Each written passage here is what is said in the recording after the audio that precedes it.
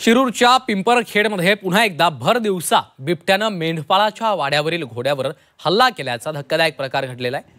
बिबट्याचा मुक्त संचार कॅमेऱ्यामध्ये चित्रित झालाय। बिबट्याच्या वाढत्या दहशतीनं पोटाची खळगी भरण्यासाठी शेतामध्ये वास्तव करणाऱ्या मेंढपाळांना त्यामुळे आपला जीव मुठीत धरून राहावं लागतंय आणि मेंढपाळांच्या याच वाड्यावरून आढावा घेतलेला आहे आमचे प्रतिनिधी हेमंत चापुडे यांनी। शिरूर तालुक्यातील पिंपरखेड येथे 11 बिबट्या जेरबंद केल्यानंतरही गावामध्ये अद्यापही मोठ्या प्रमाणात बिबट्याची संख्या आहे। भर दिवस आता काही वेळापूर्वी या परिसरात बिबट्या दिसलेला। आता मी ज्या परिसरात आहे त्याच ठिकाणी हा बिबट्या आला होता।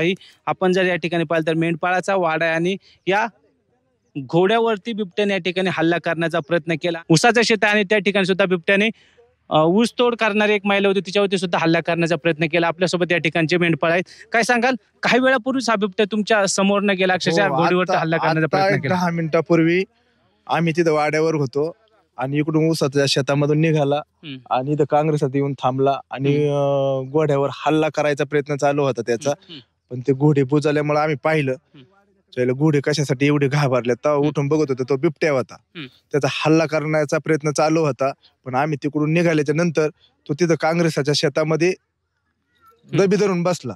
त्याच्यानंतर आमच्या शेजारी इथं प्रफुल्ल बोंबे होते, त्यांच्या घरी सगळी पत्रकार मंडळी होती, तर आम्ही लगेच त्या प्रफुल्लला फोन केल्यामुळे ती पत्रकार मंडळी आली आणि आम्ही तिकडनं इकडं घोड्याकडे येताना तो असाच ऊसाच्या शेतामध्ये पळत गेला।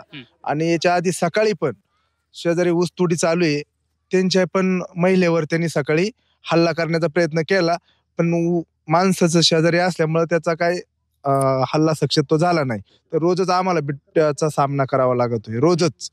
असा एकही दिवस नाही की आम्हाला बिबट्याचा सामना करावा लागत नाही। प्रत्येक शेतात, प्रत्येक कुठल्याही मळ्यात जावा, तिथं दिवसाला दोन बिबटे निघतातच आणि आम्हाला त्यांचा सामना करावाच लागतोय।